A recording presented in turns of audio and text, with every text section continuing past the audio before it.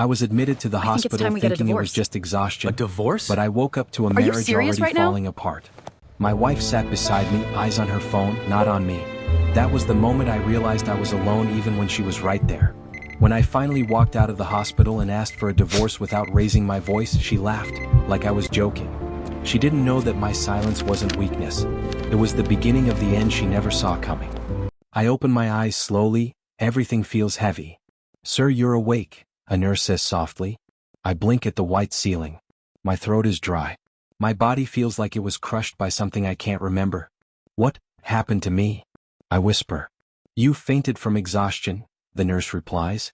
"You were brought in last night." I try to sit up. Pain shoots through my head. "Don't move too fast," she says. "Doctor will come soon." I turn my head slightly. Mira is sitting beside me. But she is not looking at me. She is looking at her phone. "Mira?" I call her softly. She doesn't answer. I try again. "Mira, I'm awake." She finally looks up. Her eyes are tired, but not worried. "Oh, you're awake," she says flatly. That's it. No emotion. No relief. Nothing. I force a small smile. "You stayed." She hesitates. "Yeah, for a while." A while. I repeat that word in my mind. The doctor enters the room. "Good, you're conscious," he says while checking my chart. "You overworked yourself. Severe stress and emotional pressure." Mira looks at him, then back at her phone. The doctor continues, "You need rest. And more importantly, emotional stability." I laugh weakly. Emotional stability sounds expensive these days. No one responds. The room feels colder. The doctor leaves after a few minutes. Silence falls again. I look at Mira. "Did you eat?" I ask. She shrugs. "I wasn't hungry." I nod slowly. "Did you sleep here?" She hesitates again. "A little." I stare at her. Something feels off. Something I can't explain yet. Then my phone vibrates. Rohan is calling. "Let me take this," I say. Mira doesn't react. I answer. "Bro, I'm coming to the hospital," Rohan says immediately. "Are you okay?" "I think so," I reply. "You think? What does that mean?" I glance at Mira. "I don't know yet." Rohan pauses. "I'll be there in 20 minutes. Call ends. Mira stands up suddenly. "I have to go," she says. I frown. "Now?" "Work," she replies quickly. "Work. Always work." I try to sit up more. "Mira, I just got admitted." She avoids my eyes. "I know. But I can't miss this meeting." "Can't or don't want to?" I ask quietly. That question makes her freeze for a second. Then she grabs her bag. "Don't start this now." Her voice is sharp. I stay silent. She walks toward the door. "Mira," I call once more. She stops but doesn't turn. "Yeah."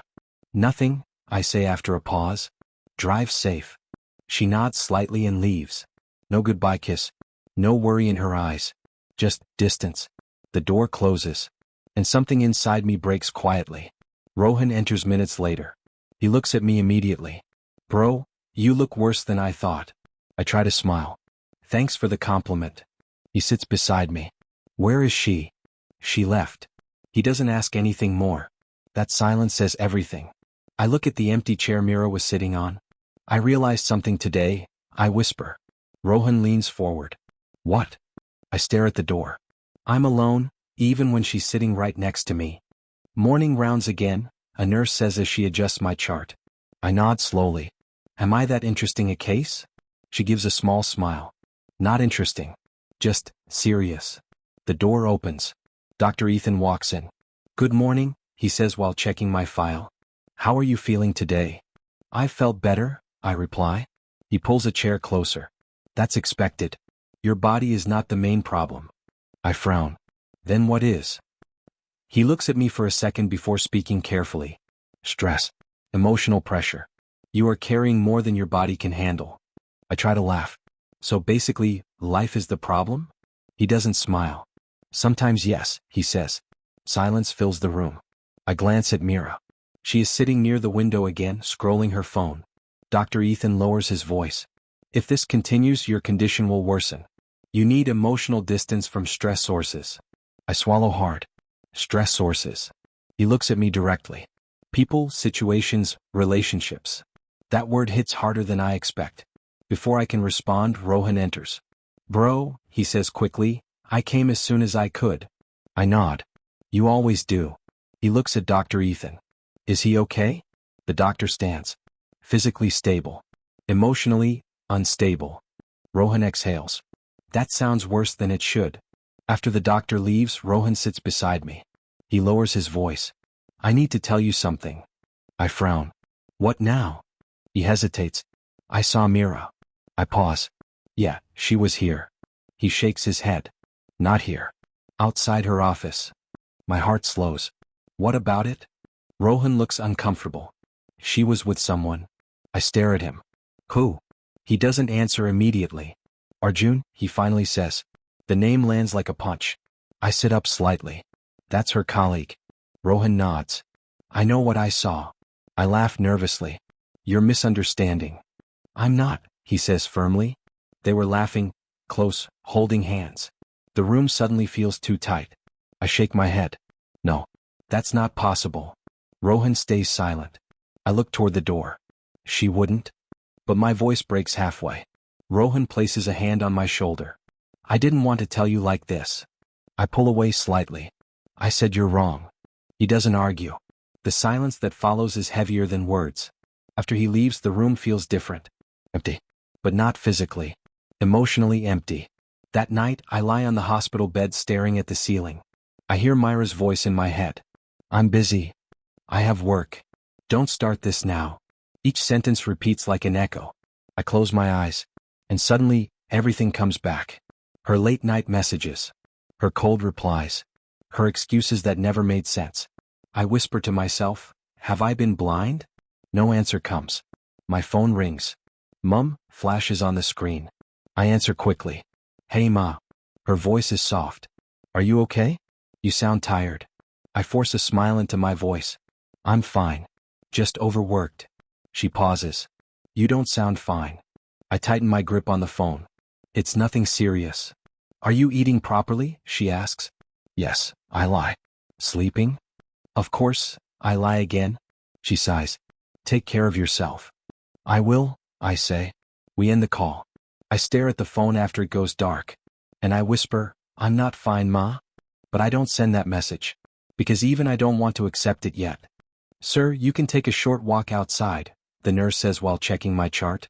I nod. I just need air. She looks at me carefully. Don't go too far. I force a small smile. I won't. I walk out of the hospital alone. No Mira. No message. Not even a missed call. I whisper to myself, so this is normal now? The street feels too bright. Too alive. I see a couple laughing near the entrance. The girl holds the guy's hand tightly. He leans in and says something funny. She laughs again. I stop walking.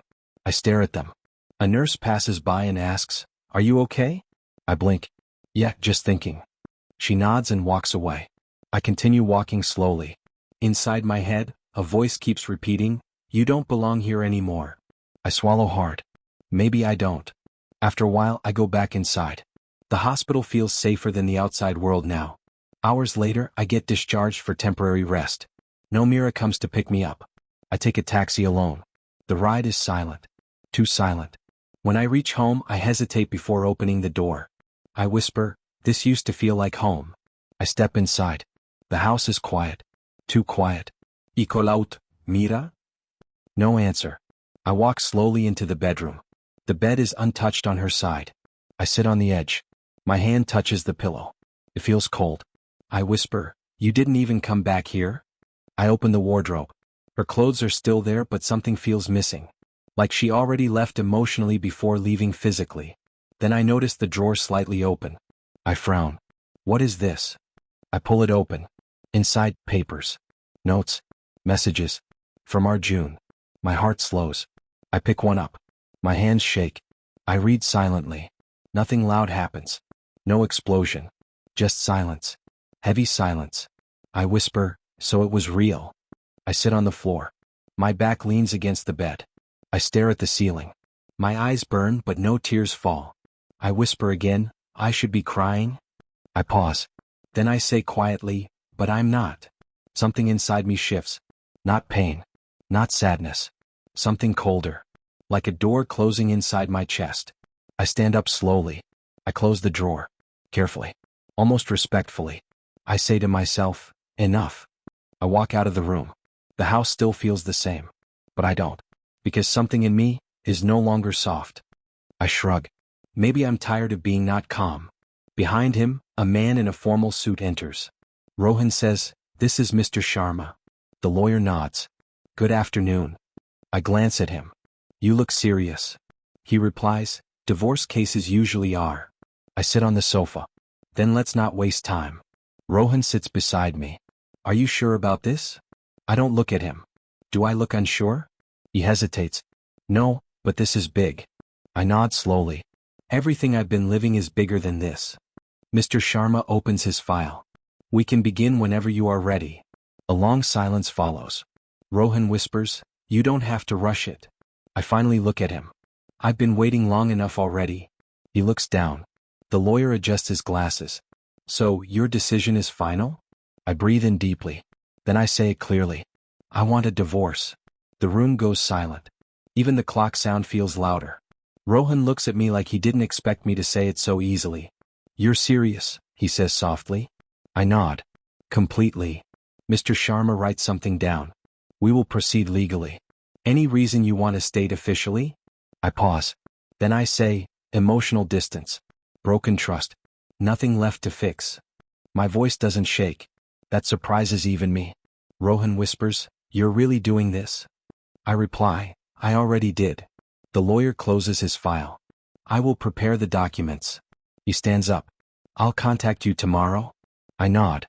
"Thank you." He leaves. Rohan stays. He looks at me carefully. "How do you feel?" I think for a second. Then I answer honestly. "Quiet." He frowns. "Quiet." I nod. Not angry. Not sad. Just quiet. He leans back. "That sounds worse." I shake my head. "It's better?" He doesn't respond. I stand up. "I need to go back." Rohan stands quickly. "Back where?" "The hospital," I say. He blinks. "Why?" "Final checkups," I reply. "And I want to clear everything properly." He sighs. "You're really shutting everything down." I pick up my jacket. "I'm opening something else." He follows me to the door. "You sure you don't want me to come?" I shake my head. "I need to do this alone." He nods slowly. "All right, but call me." I step outside. "I will."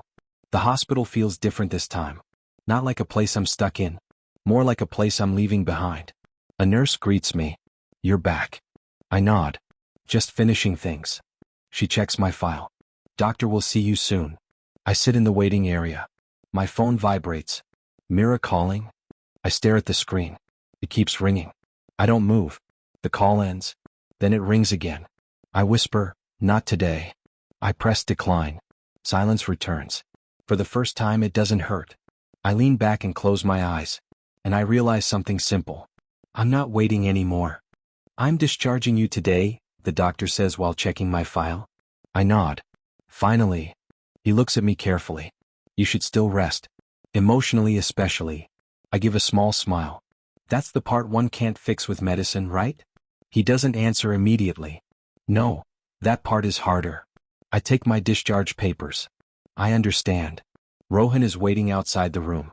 "Bro," he says, "you look like you're going somewhere, not coming back." I adjust my bag. "Maybe I am." He frowns. "You going home?" I nod. "Yeah." He hesitates. "Alone?" I look at him. "I've been alone for a while now." He sighs. "Call me when you reach." "I will," I say. The taxi ride feels longer than usual. I stare out the window. Everything outside moves fast, but I feel slow inside. The driver asks, "Long day?" I reply, "Long life." He doesn't ask anything after that. When I reach home, I stand outside the door for a moment. I whisper, "Let's see what's left." I open it. The house is silent. No Mira. No sound. Just air. I step in and close the door behind me. "I'm back," I say softly. No answer. I walk to the living room. Everything looks the same. But nothing feels the same. I sit on the sofa. I whisper, "So this is what empty feels like." Hours pass. I don't know how many. Then I hear the door unlock. I turn slowly.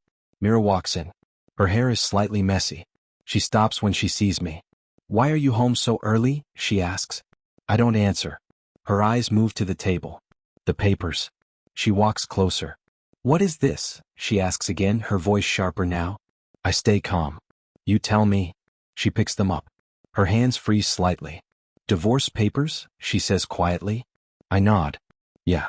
She looks at me fast. You're joking, right? I shake my head. No. A nervous laugh escapes her. This is not funny. I lean back. I'm not laughing. Her face changes. Why are you doing this? I stand up slowly. I look at her. And I say clearly, it's what you left me with. She blinks. What does that even mean? I take a step forward. You know exactly what it means. She tries to smile. You're overreacting. We can talk about this. I shake my head. I already did talk. She laughs again, but weaker now. You're serious? I nod. Very. Her hands tighten around the papers. You can't just decide this alone. I reply calmly, I already did. Silence falls. Her confidence starts breaking. This is because of stress, she says quickly. You're not thinking straight. I look at her. I've never been clearer. She steps closer. Please, don't do this. For the first time, I see fear in her eyes. Real fear. Not anger. Not control. Fear. I stay silent. She tries again, softer. We can fix this. I shake my head once. No. Her breath shakes. You're really leaving me? I answer without emotion. I already left. And for the first time. She doesn't know what to say. Mira stands there holding the divorce papers like they are burning her hands. You're serious, right? She asks again. I nod once. Yes. She laughs nervously. Stop this joke. I stay quiet. Her smile fades. Say something. I reply calmly, I already did. She takes a step closer. You can't just end everything like this. I look at her. Everything already ended. I'm just signing it now. Her voice rises. No, it didn't. We can fix this. I shake my head. You're saying that too late. Silence falls. Her breathing gets heavier. Then her anger cracks. Why are you doing this? She snaps. Because of some misunderstanding? I answer slowly, it's not a misunderstanding. She freezes slightly. I continue, I saw enough. Her eyes flicker. Saw what? I don't answer immediately. She lowers her voice. It's not what you think. I look straight at her. I already thought enough. Her hands tighten on the papers. You don't understand me. I reply, I understand more than I should. That hits her. Her expression shifts, anger fading, confusion rising. You're being unfair, she says softly now. I nod. Maybe. She swallows. I never meant to hurt you. I stare at her. But you did. Silence again. Then her phone rings. She looks at it. Her mother's name flashes. She hesitates, then answers. Hello. Her mother's voice bursts through. What have you done? Do you know what people are saying? Mira flinches. Mom, not now. Not now, her mother yells. You're destroying this family. I hear everything clearly from a distance. Mira turns away slightly. It's not like that. Her mother cuts her off. Come home immediately. And fix this mess. Myra's voice shakes. I can't talk right now. Her mother continues shouting before the call ends. Mira lowers the phone slowly. For a moment she just stands there. Then she looks at me again. And something changes. Her anger is gone now. Only confusion remains. This is because of him, isn't it? She asks quietly. I don't respond. She steps closer. Arjun, you think there's something between us? I finally say, I don't think. I know what I saw. She shakes her head fast. It's not like that. I reply, you've been saying that for a long time. Her voice cracks. You don't trust me at all? I answer, trust doesn't break in one day. She looks down. For the first time her voice softens. I never wanted this. I nod slightly. But it still happened. She whispers, I can explain everything. I step back. I don't need explanations anymore. That stops her completely. Her eyes widen. Then what do you need? I answer without hesitation. Peace. Silence falls again. She tries to smile but it breaks halfway. I can change, she says quickly. Just give me time. I look at her. And for the first time in a long while I feel nothing sharp. No anger. No pain. Just distance. I say calmly, I already gave you time. Her lips tremble. Her voice drops. So that's it? You're really done with me? I nod once. Yes. That word hits her harder than anything before. Her shoulders drop. The papers fall slightly from her hands. And she whispers, "I didn't think you'd actually leave." I answer quietly, "I already did." And this time, she finally breaks. The house feels different now. Not loud. Not broken. Just empty. Mira stands behind me, but I don't turn. "You're really leaving?" she asks again, her voice shaking. I keep my eyes on the door. "Yes." She steps closer. "Please, don't do this." I grip my bag tighter. "It's already done." Her voice cracks. "We can fix everything. Just talk to me." I finally turn slightly. "We already talked too much." Silence falls between us. She whispers, "I didn't think you'd actually walk away." I reply softly, "I didn't think I would stay this long." Her breath shakes. "So that's it? No more chances?" I look at her one last time. No more chances. That hits her harder than anything before. Her eyes fill instantly. "I was wrong," she says quickly. "I admit it. Just stay." I shake my head once. "No." Her voice rises slightly. "You can't just erase everything." I answer calmly, "I'm not erasing it. I'm ending it." That stops her. For a moment she just stands there. Then her anger disappears completely. Only fear remains. "Where will you go?" she asks quietly. I adjust my bag. "Forward." She tries to laugh, but it breaks halfway. "That's not an answer." I nod. "It's the only one I have now." A long silence follows. Then I turn fully toward the door. Behind me I hear her voice again. "Please?" But I don't stop. I open the door. Cold air hits my face. I step out. Behind me I hear her crying. Not loud at first. Then real. Breaking. But I don't turn back. I walk down the stairs slowly. Each step feels lighter. Not because I'm happy, but because I'm done carrying what wasn't mine. Outside, Rohan is waiting near the gate. He looks at me carefully. "You okay?" I pause. Then I nod. "Yes." He studies my face. "That's a new yes." I give a small tired smile. "It is." He steps beside me. "What now?" I look ahead at the empty road. "I don't know," I say honestly. "But it's mine now." He exhales. "That sounds better than what you had." I nod. We start walking. Rohan glances back at the house. She's still inside. I don't look back. I say quietly, "I know." He asks, "You sure about this?" I stop walking for a second. Then I answer, "I've never been more sure in my life." We continue forward. The night is quiet. No shouting. No arguments. No more breaking. Only steps. Rohan walks beside me. "You don't feel angry?" I think for a moment. Then I say, "No." He looks surprised. "Sad?" I shake my head. "No." He frowns. "Then what do you feel?" I look at the road ahead. And I answer slowly, "Free." We keep walking. Behind us, the house fades into darkness. I don't turn around. Not even once. Because for the first time, I'm not surviving pain. I'm walking away from it. And this time, it belongs to the past.